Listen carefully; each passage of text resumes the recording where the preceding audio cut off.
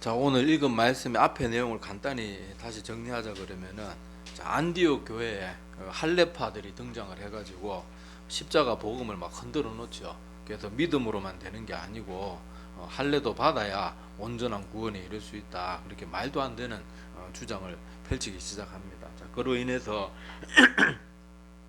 안디옥 교회에 시끄러운 그런 잡음이 생기기 시작했고, 자, 그래서 그에 대한 해답을 얻기 위해서 안디옥 교회에서 대표단을 구성하죠. 그래서 바나바와 바울과 또 안디옥 교회 대표들, 또 할레파 사람들 중에도 뭐 당연히 포함되어 있는 사람들이 있겠죠. 자, 그래서 하여튼 그런 대표단을 구성해서 예루살렘으로 파견을 합니다.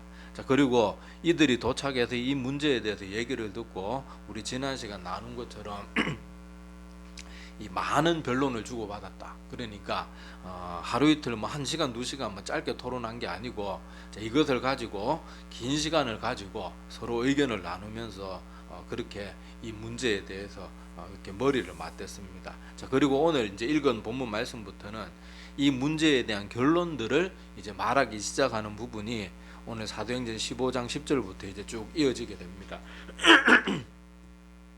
자, 그래서 요 말 하기 전에 베드로가 무슨 말을 했는가 하면은, 자, 베드로가 이제 말을 정리하면서 오늘 읽진 않았지만은 8절과 9절 한번 보세요. 사도행전 15장 8절 9절에 보면, 자, 또 마음을 아시는 하나님이 우리에게와 같이, 여기 우리는 유대인들을 말하죠. 자, 그들에게도, 여기 그들은 이방인들을 말합니다. 자, 그들에게도 성령을 주어 증언하시고, 뭐로 말미암아요?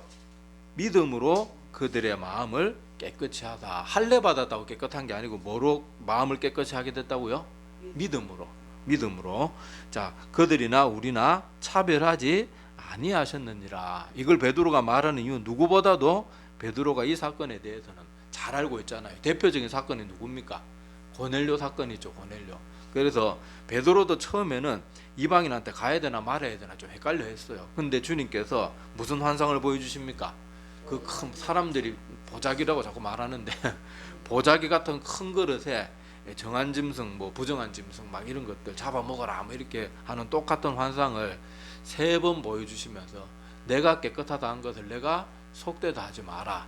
자, 그런 교훈을 주면서 하나님께서 베드로를 고넬료의 집으로 그렇게 인도를 하셨고, 우리도 아는 바와 같이 고넬료에게 가서 말씀을 전하는데 막 성령의 임재가 나타나서 막 난리가 나잖아요. 그때 막 고넬료가 이방인임에도 불구하고 성령을 받고 그 가족들도 다 그렇게 주님께로 돌아오는 놀라운 역사를 베드로는 그 현장에 있었단 말이에요. 그러니까 오늘 이렇게 말하는 겁니다.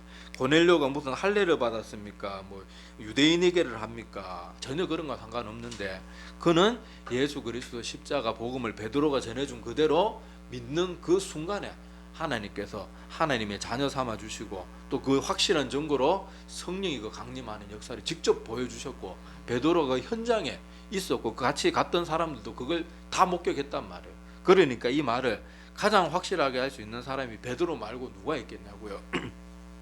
자, 그래서 베드로는 여기서 분명히 그 9절에도 밝혔지만은 믿음으로 그들의 마음을 깨끗하게 하시는 거예요. 할례 받았다고 되는 게 아니고. 그러니까 이미 여기서 결론은 난 거예요. 자, 그리고 이제 계속해서 이어지는 내용에 보면은, 자, 이 말을 하고 나서, 자, 오늘 이제 읽었던 10절부터 보면은, 자, 그런데 지금 너희가 어찌하여 하나님을 시험하여, 하나님은 이미 이방인에게도 고넬료 사건도 그렇고 바나바와 바울도 안디옥 교회에 이방인들이 많이 돌아오는 거 지금 보고하고 있잖아요. 자, 그렇게 하나님께서 이미 받아들이셨는데, 한마디로 조금 과장되게 말하면 니까지 것들이 뭔데 하나님이 하신 일에 이래라 저래라 말이 많냐 그런 식의, 물론 말을 그렇게 하진 않았지만은, 자, 여기 너희가 어찌하여 하나님을 시험하여, 하나님이 이미 그들을 받아주시기로 했고 실제로 받아주신 그 증거로 성령을 보내주시고 그들이 완전히 변화되는 그런 놀라운 일들이 지금 한두 건이 아니잖아요. 고넬료 사건도 있었고 안디옥 교회들은 한두 명 믿은 게 아니고 수많은 사람이 믿게 되었고, 또 안디옥 지역에서만 이런 일이 있었는 게 아니고 안디옥 지역에 거기까지 선교 여행을 가면서 곳곳에서 사도 바울과 바나바가 복음을 전했을 때 그 마덴 지역에서도 그렇고 막 사람들이 돌아왔잖아요. 자, 그런데 하나님이 이미 다 결론 내어놓은 일을 니들이 왜 하나님을 감히 시험하냐? 그리고 하는 말이 우리 조상과 우리도 능히 매지 못하던 멍이, 이게 뭐예요? 율법을 말하죠. 율법. 자, 여기 대표적으로 이 할례와 같은 이런 율법들, 우리도 그것을 잘 지킬 수가 없었고, 세상에 율법을 100% 한평생 살아가면서 단 한 번 실수조차 하지 않고 다 지키는 사람이 어디 있겠어요. 인간은 도저히 그렇게 할 수가 없어요. 자, 우리도 능히 그 멍에를 맬 수 없었고, 심지어 우리 조상 중에도 그 멍에를 완전히 메었던 사람이 없는데, 어떻게 이방인들에게, 그리고 이방인들은, 여러분 율법은 누구에게 주어졌어요? 이 세상 모든 전 인류에게 주어진 게 아니에요. 율법은 1차적으로 누구에게 주어졌습니까? 이스라엘 백성들에게 주어진 거예요. 물론 십계명과 같이 그 기독교 전체를 관통하는 그런 정신은 우리에게도 적용이 되지만은, 율법에 뭐 유월절을 지켜라, 뭐 소나 양을 잡아 바쳐야 되고 뭐 어쩌고 저쩌고 하는 그런 많은 것들은 유대인들에게 주어진 거란 말이에요. 그런데 왜 자꾸 우리도 잘 감당할 수 없었고 이때까지 아무도 완벽하게 지키지 못했던 그 율법을 왜 아무도 상관없는 이방인들에게까지 못 지어서 안달이냐. 자, 그걸 말하는 겁니다. 자, 그러면서 11절에 다시 한번 또 말하죠. 우리는 그들이 우리와 동일하게 누구의 은혜로요? 주 예수의 은혜로 우리 인간의 할례 받고 우리가 막 율법을 자치기타고 구원받는 게 아니란 말이에요. 뭘로 받는다고요? 하나님의 은혜. 믿음도 은혜로 주어지는 것이지, 믿음도 뭐 내가 결단했다 되는 게 아니에요. 성경 많이 한다고 되는 것도 아니고.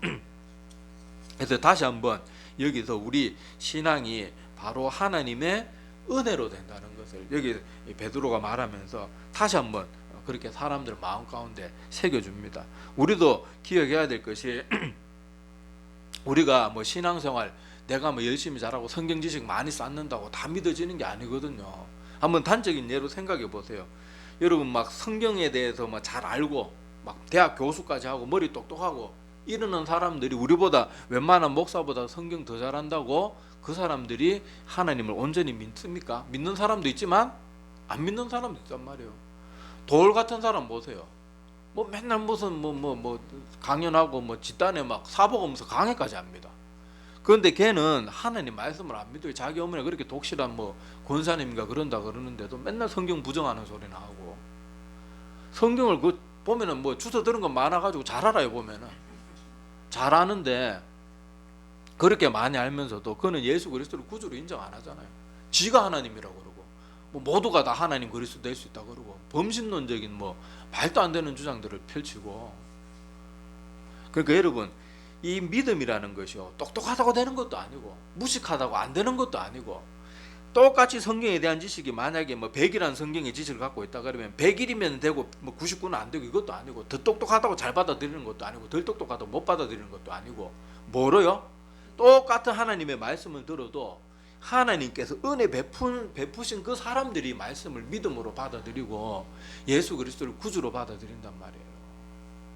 그러니까 우리도 항상 오늘 여기도 사도 베드로가 말하는 것처럼 우리가 신앙생활 할 때 이 하나님의 은혜로 구원받는다는 것을 절대로 잊으면 안 돼. 이거 잊어버리면은 사람들이 자꾸 율법주의자가 되는 거예요. 교회에서도 막 앞장서서 뭐 조금 자기가 충성봉사 많이 하면은 자기가 되게 믿음이 좋은 줄 착각하면서 다른 사람 쉽게 판단하고 정죄하고, 나중에 더 교만해지면은 막 목사고 뭐고 뭐 눈에 보이는 것도 없고 막 이상한 사람으로 변질이 되고, 막 교회에서 지가 제일 잘났고 뭐 이런 사람들 있잖아요. 그게 하나님의 은혜로 자기가 그 자리에 있는 것을 까먹어버리고, 내가 교회에서 그래도 어렸을 때부터 난 교회에서 막 학생회 회장도 하고 나 뭐 성가대 주의도 하고 막 난 찬양팀 리더도 하고 뭐 그런 식으로 교만에 빠지면요, 자기가 잘해서 믿게 되고 자기가 잘해서 교회에서 하나님의 일을 하는 것이냐 착각하게 돼서 쉽게 교만으로 무너집니다. 근데 우리가 항상 뭘 잊지 말라고요? 하나님의 은혜로 구원받은 백성이 되고 하나님의 은혜로 교회의 구성원이 되었다는 것을 잊으면 안 돼요. 꼭 기억하세요. 우리보다 훨씬 더 똑똑한 사람들 중에 우리보다 성경에 대한 지식이 더 많아도 다 믿음 있는 게 아니거든요. 물론 그렇다고 뭐 똑똑한 사람은 다 안 되는 거 아닙니다. 제가 늘 예로 들지만은 파스칼이나 뉴턴과 같은 사람들은 뭐 인류 역사 속에서도 천재 중에 천재들이잖아요. 그런 사람들 중에 또 하나님께서 은혜 베푸셔가지고 믿는 사람도 있고, 또 무식하다고 못 믿는 것도 아니고. 그러니까 우리는 우리의 믿음이 내 노력이나 어떤 율법주의적인 뭐를 잘 지키고 열심히 있다고 되는 것도 아니고, 다 뭐라고요? 하나님의 은혜. 내가 믿음의 결단을 하지만 그 믿음의 결단도 엄밀하게 따지고 보면 누가 주시는 거예요? 하나님이 주시는 거예요. 성경 많이 읽는다고 다 되는 게 아니에요. 전 맨날 성경 많이 읽으라 그러지만은 아무리 많이 읽어도 도울이나 그런 사람들처럼 안 되는 사람들이 있다니까요. 난 그 사람 좀 빨리 정신 좀 차리면 좋겠어요. 어머니가 그렇게 뭐 신앙생활 하시는 그 권사님인가 그렇다 근데 그 자식 하는 꼴 보면 얼마나 속이 터지겠어요. 참 불효를 해도 어째 그런 식으로 불효를 하는지 모르겠어요. 하여튼 간에 우리가 모든 것은 하나님의 은혜라는 거 이거 절대로 잊으면 안 됩니다. 많은 사람들이 교회에서 조금만 열심히 있으면 자기가 잘나서 그런 줄 자꾸 착각을 하고 교만에 빠져요. 그래서 우리가 모든 것은 하나님의 은혜로 되었다는 것을 항상 기억하면서 교만하지 말고 겸손할 줄 알고 감사할 줄 알고 내가 은혜로 구원받은 걸 내가 분명히 인식하고 있으면요 감사가 자꾸 나와요. 왜요? 내가 노력해서 된 게 아니고 하나님께로부터 선물로 받은 것임을 알게 되기 때문에 감사가 나오는 거예요. 그런데 은혜로 구원받은 걸 모르면은 막 노력하고 뭐 하면 할수록 더 막 짜증 부리고 막 다른 사람들 신경질 부리고 막 그렇게 되는 거예요. 뭐 나는 이만큼 하는데 저것들은 뭐 하나 막 이렇게 되는데 내가 은혜로 모든 것이 되었다는 걸 항상 기억하는 사람은 교회에서 힘든 일을 해도 내가 하나님의 백성이 돼가지고 이런 일 할 수 있는 것도 다 은혜구나. 그래서 남들이 뭐 알아주든 알아주지 않든 담임 목사가 알아주든 알아주지 않든 하나님만 바라보면서 감사함으로 기쁨으로 섬기게 되는 거예요. 그런데 뭐 우리 자신들도 가만히 돌아보면 그렇고 우리 교회 안에도 정말 하나님만 바라보면서 기쁨으로 소구하는 성도들이 점점 줄어들잖아요. 옛날에는 교회 같은 데 이렇게 놀러 가면 항상 나이 드신 뭐 장로님이나 안수 집사님들이 조용히 와서 교회 청소하고 가고 뭐 몰래 봉사하고 가고 뭐 쓰레기 같은 거 정리해 놓고 하고 빗자루질하고 하고 그랬는데 요새 그런 게 어디 있어요? 다 하기 싫다고 관리 집사님한테 월급 주는데 저 사람이 다 해야지 그런 식이잖아요. 요새 아무도 안 하잖아요. 기쁨으로. 정말로 잘 없어요.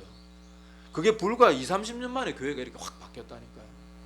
사람들이 자꾸 잊어버리는 거예요. 내가 얼마나 하나님께로부터 큰 은혜를 받고 아무 값없이 구원받았는지를 자꾸 까먹고 교회만 오면 맨날 잘 먹고 잘 삽시다 복 받아요. 우리가 하나님께 영광 돌려드리는 겁니다. 기복주의 신앙 그런 얘기를 맨날 들으니까 그렇게 사람들이 고마움도 모르고 감사함도 모르고 그렇게 되는 거예요. 자, 그리고 이렇게 베드로가 말을 하고 나니까 자, 야고보 사도가 이제 정리를 합니다. 여기 야고보는요 우리가 아는 12제자 중에 야고보가 아니죠. 우리 사도행전 우리 시작하면서 보면 알겠지만은 야고보 12제자 중에 한 명이었던 야고보 사도는 제일 먼저 순교하면서 사도행전이 본격적으로 시작되기도 전에 이미 순교를 당했습니다. 그래서 여기서 야고보 사도는 누구를 말하는가 하면은 예수님의 친동생이었던 그 야고보를 말해요. 자, 그런데 이 야고보 사도가 그 12제자처럼 주님 공생의 그 사역 기간 동안 함께 하지는 않았지만은 예루살렘 그 교회에서 아주 기둥의 역할을 감당합니다. 그래서 갈라디아서 2장 9절에 보면 이런 기록이 있어요. 또 기둥같이 여기는 야고보와 게바와 요한도 내게 주신 은혜를 알므로 나와 바나바에게 친교의 악수를 하였으니 뭐 이렇게 쭉 나오는데 자, 여기 보면은 야고보에 대해서 어떻게 성경이 소개하고 있는가 하면 기둥같이 여기는 야고보, 예루살렘 교회에서 기둥같이 여기는 야고보 사도니까 실제 영향력이 12제자들보다 더 뛰어났던 것으로 보입니다. 그래서 지금 할례를 받아야지 뭐 구원받는데 믿음만 가지고 안 되고 할례도 받아야 된다 이 논쟁이 생겼을 때 이 모든 회의를 주관하고 있는 것도 누군가 하면은 야고보 사도였어요. 베드로가 아니고.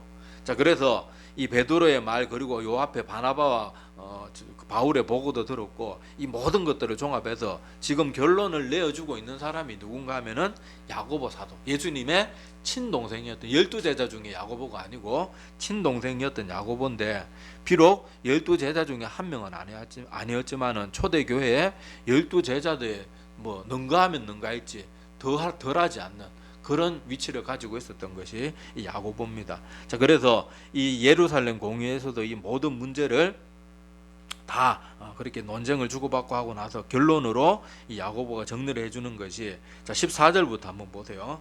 자, 하나님이 처음으로 이방인 중에서 자기 이름을 위할 백성을 취하시려고 그들을 돌보신 것을 시므온이 말해. 여기 시므온은 베드로를 말합니다. 자, 베드로가 이름이 3개예요. 성경에 이렇게 나오는 이름이 3개인데 우리가 알다시피 이 베드로라는 이름, 우리가 제일 많이 알려져 있는 베드로라는 이름이 헬라어예요. 헬라 그리스 말로. 그러니까 그때 당시 국제 언어가 지금 우리 영어가 국제 언어인 것처럼 그때 당시는 알렉산더가 그쪽 지역을 다 통일을 해가지고 이 공용어가 헬라어 그리스어였잖아요. 그래서 베드로는 그런 이름이고, 원래 히브리식 본명은 시몬입니다. 그래서 예수님이 가끔 가다가 한 번씩 시몬 베드로 이렇게 부를 때 있잖아요. 그래서 시몬이 히브리식 원래 이름이에요. 베드로는 약간 변명 같은 거고. 그러면 게바는 뭐냐? 게바는 아람어입니다. 아람어. 그때 당시 히브리어는 이미 사장돼 가지고 사용하지 않는 언어였어요. 우리나라도 그 세종대왕이 한글 창제하고 그 훈민정음 반포하면서 우리 뭐 그 저기 문학 시간이나 역사 시간에 맨날 배우잖아요. 뭐 나란 말씀이 둥국에 달아 서로 사마띠 아니하세 막 배우잖아요. 그 조선 시대 말 우리가 지금 보면 이해가 됩니까? 안 되잖아요. 문학 시간에 연구하고 그러잖아요. 마찬가지로 예수님 시대에 그 히브리 지역, 그러니까 유대 지역의 사람들이 일상으로 썼던 언어는 아람어였어요. 아람어. 아람어라 가지고 개발한 뜻도 그러니까 반석이란 뜻이 있고, 베드로도 반석이란 뜻이 있는데, 자 시몬은 본명이고 베드로와 게바라는 거 둘 다 바위란 뜻을 가지고 있는데, 베드로는 헬라어고 게바는 아람어. 자 그런 것을 여러분 참고로 알고 계세요. 자 하여튼간에 시몬이 말하였으니, 자 그 다음에 15절에 선지자들의 말씀이 이와 일치하도다. 기록된 바 이후에 내가 돌아와서 다윗의 무너진 장막을 다시 지으며 또 그 허물어진 것을 다시 지어 일으키리니 이는 그 남은 사람들과 내 이름으로 일컬음을 받는 모든 이방인들로 주를 찾게 하려 함이라 하셨으니, 즉 예로부터 이것을 알게 하시는 주의 말씀과 주의 말씀이라 함과 같으니라. 자, 이게 야고보 사도가 그동안 지금 논쟁이 있었던 이 모든 문제에 대해서 결론을 지어가지고 딱 정리해 주는 내용이에요. 그런데 여기서 야고보 사도의 그런 모습들 우리가 눈여겨봐야 될 것이 뭔가 하면요. 야고보는 지금 결론을 낼 때, 자 뭘로 결론을 내요? 하나님의 말씀을 가지고. 자 15절 다시 보세요. 15절의 말씀을 보면 베드로가 한 말을 이렇게 존중해 주면서 14절에 보면은 자 시몬이 말하였으니 이렇게 존중해 주면서, 그렇다고 시몬의 말만 맞다는 게 아니고 우리가 뭘 통해서 항상 제가 결론을 지어야 된다 그랬어요. 성경 말씀을 통해서 결론을 지어야 된다 그랬잖아요. 자 그래서 15절에 보면은 야고보 사도는 결론을 뭐를 통해서? 성경의 권위를 통해서 딱 결론 지어주는 거예요. 자 지금 베드로가 한 말이 뭐와 같다고요? 선지자들이 예언한 말씀과 같다. 그걸 말합니다. 그래서 아까 제가 방금 읽어드렸고요. 자 그리고 결론 부분 18절에도 보면 즉 예로부터 이것을 알게 하시는 주의 말씀이라 함과 같으니라. 그러니까 지금 베드로 사도가 정리한 이런 내용들이 다 맞는 말인데, 그렇다고 베드로 말만 막 무조건 따라, 우리는 항상 뭘 따라야 돼요? 사람의 말이 아니고 말씀을 따라야 돼요. 그리고 야고보 사도도 여러분 예수님의 친동생이니까 사람들이 얼마나 우러러 바뀌었어요. 그냥 일반 사람도 아니고 예수님의 친동생인데 그 친동생이 또 성령 충만 받아가지고 처음에 그렇게 형을 무시하고 의심하고 그랬던 동생이 완전히 새 사람이 돼가지고 이 12 제자들보다 뭐 더 뛰어나면 더 뛰어나지 덜 하지 못한 그런 상태가 아니었고, 우리 야고보서도 야고보 주님의 동생이었던 야고보 사도가 기록한 거거든요. 그러니까 성경이 기록자기도 하고, 그러는 야고보 사도가 얼마든지 내 말 들어, 나 예수님의 친동생이야, 얼마든지 그럴 수 있는데, 야고보는 자기의 그런 혈육의 뭐 그런 것들, 그런 거를 하나도 안 하고 뭘로 결론 지어요? 하나님의 말씀. 이 모습을 우리가 잘 기억해 둬야 됩니다. 우리가 제가 늘 강조드리지만은 지금 이 시대의 사람들이 자꾸 하나님의 말씀을 가까이 하지는 않고 자꾸 그저 말 잘하는 목사들, 그저 그럴듯한 논리, 이런 것들에 다 쉽게 막 끌려다니는 거예요. 그러다가 여러분 그 대표적인 잘못된 예가 어디 있는가 하면 중세시대 때 그 로마 가톨릭 그 교황들을 사람들은 어떻게 여겼는가 하면요, 교황의 입에서 나오는 말씀은 하나님의 말씀과 동급으로 여겼어요. 그러니까 교황이 무슨 말만 하면 그냥 하나님의 말씀이다 이래 받아들여가지고 아닌 것 같아도 반박도 못하는 거예요. 그리고 면죄부처럼 말도 안 되는 거. 아니 자기 죄를 용서받고 뭐 하는 걸 돈으로 사고 팔 수 있습니까? 근데 그런 거 파는데 막 돈을 갖다 바치는 거예요. 그리고 그 면죄부 종이 쪼가리 하나 가짜 우리나라로 말하면 부적 같은 거 그런 거 한 장 받으면은 자기 구원 티켓 딴 것처럼. 그래서 그때 당시 막 로마 가톨릭이 그런 부패가 극에 달했잖아요. 면죄부까지 나올 정도니까 얼마나 말도 안 되고 비상식적인 걸로 성도들의 돈을 끌고 내려고 얼마나 타락했으면 그런 말도 안 되는 소리까지 하겠어요. 그때 종교개혁자들이 일어나서 외친 구호가 뭡니까? 성경으로 돌아가자. 오직 성경. 솔라 스크립투라. 오직 성경 말씀입니다. 여러분, 우리 신앙의 기준이 다 어디서 나옵니까? 사람, 모세가 지어냈어요? 모세도 다 누구에게 들은 걸 기록으로 남긴 겁니까? 하나님의 말. 그리고 여러분, 만약에 모세가 지어낸 것 같으면 모세가 자기 무덤도 안 가르쳐주고 그렇게 했겠냐고요. 막 오히려 사람들한테, 후세한테도 막 존중받으려고. 여러분, 욕심 많은 사람들 보면 다 뭐합니까?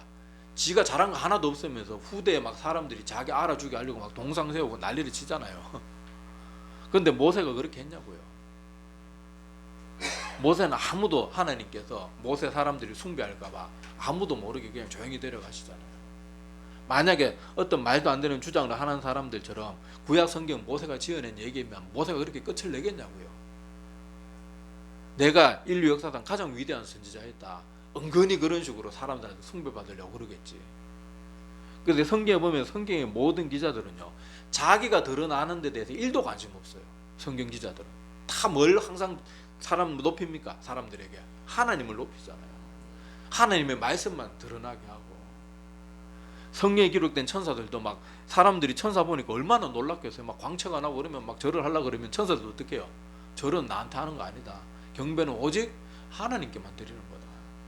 성경은 어디를 봐도 사람이 뭐 숭배받으려고 뭐 자기 어떤 이익을 위해서 기록된 책이 아니라는 것은 조금만 성경 자세히 읽어보면 얼마든지 그건 깨달을 수 있어요.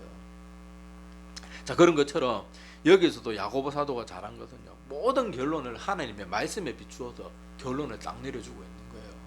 근데 만약에 야고보 사도가 내가 주님의 동생이 돼, 너희는 내 말 들어야 돼, 이런 식으로 하면 나중에 야고보 사도가 죽고 나면은 그때 내린 결론에 대해서 누가 그 건의를 뭐 하겠냐고요. 그때 야고보 사도 뭐 그 행적 보니까 맨날 뭐 예수님 동생이라고 뻐기고 다니고, 아이고 그런 사람 했는 말 어떻게 믿어? 혼란스러운 거예요. 근데 성경의 말씀으로 딱 결론 지어 놓으면 이 끝인 거예요. 더 이상 할 말이 없는 거예요. 왜냐하면 성경 수천 년 역사 속에서 계속해서 그 말씀이 변치 않고 계속해서 또 성경의 수많은 그 선지자들을 통해서 그렇게 예언했던 그 예언의 말씀들이 다 성취되었잖아요.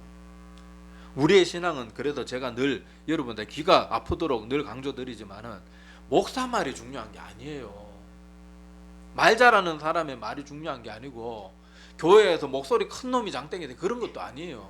그리고 막 논리적으로 사람들한테 무슨 설득력이 잘하고 좀 막 새치어로 막 사람을 살살 녹이고 아무리 그럴듯한 말을 해도 우리는 거기 넘어가서도 안 돼요.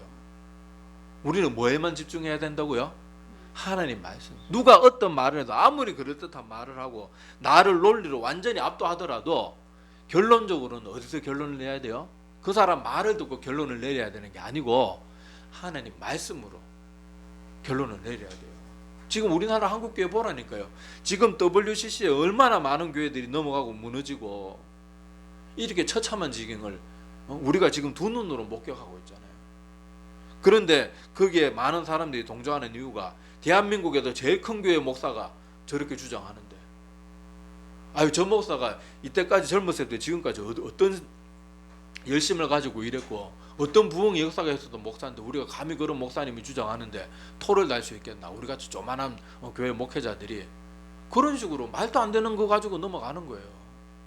그리고 또 어떤 사람은 교회의 재정지원 끊는다 그러니까, 아니 교회의 재정지원이 끊겨가지고 건물을 포기하는 한이 있더라도 진리는 포기하면 안 되잖아요. 근데 너 자꾸 WCC 반대하면 우리 그동안 총회에서 지원해줬던 지원금 더 이상 우리 못 준다. 그러면 벌벌 떨면서도 가가지고 넙죽절하고. 그게 아니잖아요. 우리는 교회 건물을 빼앗기고 내가 목사직을 박탈당하는 한이 있더라도 성경과 다른 말하면 절대로 동조해서는 안 되고 넘어가서도 안 돼요. 아니 사실 교회는 건물이 중요한 게 아니잖아요. 건물 없어도 그냥 저 뭐 여름에 그 뭐 어디 예배 드릴 데 없으면은 저 어디 저 뭐 운동장 학교 운동장 뭐 주일날 안 하니까 그 나무 그늘 밑에 모여서 앉아서 예배 드려도 그건 교회예요. 교회는 건물을 말하는 게 아니고 제가 늘 말씀드렸지만 교회는 뭐가 교회라 그랬어요? 성도들의 모임. 근데 요새는 막 다들 막 교회 건물 짓는데 돈을 너무 많이 투자해 놓으니까 막 교회 건물 때문에 교회 건물은 교회에 따라와야 되는데 성도들의 모임에 따라오는 게 건물이 돼야 되는데 건물을 따라 교회가 막 휘청휘청하고 막 그러는 거예요. 교회 건물 사라지면 그냥 교회가 다 그냥 흩어져 버리고. 이 모든 것이 하나님의 말씀으로 모든 신앙의 기준을 세우지 않고 그저 교회의 목적이 돈이 되고 어떤 특정한 카리스마 있는 목사 그런 사람들의 리더에 끌려다니고 우리는 오직 하나님만 바라보고 말씀만 따라가야 되는데 자꾸 하나님이 아닌 것들에 끌려다니는 거예요. 그런 것들을 절대로 해서는 안 됩니다. 그래서 오늘 야고보 사도가 보여준 이 본을 꼭 기억하시기를 바랍니다. 야고보는 자기의 권위 얼마든지 내세울 만했어요. 나는 예수님 아기 때부터 봤다. 내가 우리 형이 어떤 사람인지는 내가 잘 안다. 얼마든지 자기 그런 거 주장해가지고요. 얼마든지 사람들한테 그때 당시 예수님을 믿는 그런 백성들로부터 얼마든지 존경받고 막 떵떵거리면서 살 수 있었어요. 근데 야고보 사도는 그런 모습 한 번도 보이지 않습니다. 오늘 말씀도 자기의 권위로 결론 내는 게 아니고 뭐의 권위로 결론을 내린 거예요? 성경의 권위를 가지고 딱 결론을 내리니까 2000년이 지나도 이 야고보 사도가 내린 결론이 흐트러지지 않는 거예요. 항상 그들은 왜? 그 기반이 이미 선지자들이 예언해 놓은 그 말씀 속에 있으니까. 그 선지자들이 했던 그 수많은 예언들 보면 이방인들이 돌아올 것에 대한 예언들이 있잖아요. 그리고 그 하나님께서도 요나 선지자 같은 사람들을 통해서 그 이방 니느웨는 얼마나 악한 족속이었습니까? 얼마나 잔인한 민족이었음에도 불구하고 하나님이 그 니느웨 백성을 아낀다 그래서 아끼지 않는다 그랬어요. 아낀다 그랬어요. 그러면서 뭐라고 말했는가 하면 저기는 좌우를 분별하지 못한다. 그 사람들 아직 하나님의 말씀을 모르기 때문에 뭐가 악한 것인지 뭐가 안 악한 것인지 잘 모른단 말이에요. 그래서 하나님은 그 사람들을 어떻게 여긴다고요? 불쌍히 여기고 계시는 거예요. 그래서 누구를 보냅니까? 요나를 보냈는데 요나는 여전히 막 여기 바리새인들처럼 막 선민사상에 빠져가지고 저런 나쁜 이방인 저것들은 구원받으면 안 됩니다. 그런 식으로 하니까 예수님이 하나님이 박능골 준비해가지고 참교육을 시켜주시잖아요. 땡빛으로. 그게 이미 구약시대부터 기록으로 뭐 요나서뿐만 아니죠. 수많은 선지자 통해서 하나님의 백성들 이 땅에 땅끝까지 모든 백성들이 언젠가는 다 돌아오게 될 것을 다 하나님께서 미리 예언해 두셨어요. 그래서 우리가 모든 것은 성경의 말씀을 가지고 최후 권위, 최후 결론은 항상 하나님 말씀. 목사 아닙니다. 말 잘하는 사람의 말도 아니고 그 사람이 논리적으로 아무리 설득해도 그 논리가 성경에서 나오지 않은 거면은 절대 그게 현혹되어서는 안 돼요. WCC도 말과 뭐 그런 정신은 얼마나 좋습니까? 교회가 하나 되어야 된다. 그런데 하나 되기 위해서 진리를 포기하는 거 있을 수 있어 없어요? 있어서는 안 되죠. 사도행전 4장 12절에도 나오지만 다른 이로서는 구원받을 이름이 없나니 천하에 그리스도 이름 외에 구원받을 다른 이름을 준 적이 없다. 분명히 성경이 그렇게 말하고 있는데 WCC 이런 애들 가만히 주장하는 거 들어보면은 뭐 다른 종교도 구원이 있는 것처럼 얘기를 하고 꼭 뭐 예수 그리스도만이 편협하게 그런 거 자꾸 그렇게 주장하면 안 된다 그러고. 근데 지금 한국 교회가 지금 절반에서 막 70-80%는 지금 WCC에 자꾸 다 찬동하는 쪽으로 자꾸 더 넘어가고 앞으로 더 그렇게 될 거예요. 그리고 오히려 막 우리처럼 진리 하나님 말씀을 보수적으로 지키는 사람들은 우리나라 보수 지지하다가 댕꼴하지 마라. 또 지금 저기 뭐 예장 합동제들도 완전 보수 꼴통이 돼가지고 이 시대에 맞는 복음을 전하는 게 아니고 저 꼴통짓 한다 이런 식으로 막 매도를 해서 자꾸 WCC 넘어오게 만들고 자기들하고 동조하지 않는 사람은 고립시키고 지금 그러고 있잖아요. 저 같은 목사도 완전 꼴통 지금 나이도 젊은 놈이 저 왜 저 모양이야 막 그러고 있는 거예요. 그러니까 여러분 꼭 기억하세요. 우리는 그 어떤 말에도 아무리 위대한 목사가 막 그 전에 막 교회를 수천 개 개척한 목사 다 필요 없어요. 우리는 무슨 말만 믿어야 돼요? 성경에 기록된 말씀대로만 믿어야 되고 또 야고보가 그거에 대한 좋은 믿음의 본이 되어줬다는 거 그것을 꼭 기억하시기를 바랍니다. 오늘 여기까지만 하고 기도드리겠습니다.